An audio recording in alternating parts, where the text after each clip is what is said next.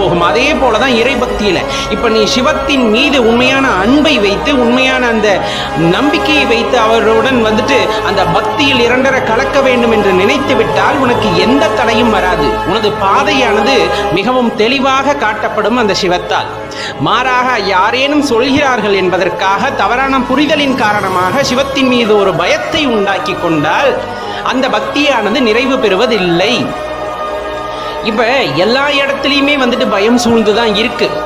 நல்ல ஞாபகம் வச்சுக்கோங்க. இப்போ ஒரு வீட்டுக்குள்ள போறோம் அப்படிங்கும் போது வீட்டில் நல்ல வெளிச்சமா இருக்கு, நல்ல இன்பமான சூழ்நிலையா இருக்கு அப்படின்னா நம்ம மனசுல பயம் வராது.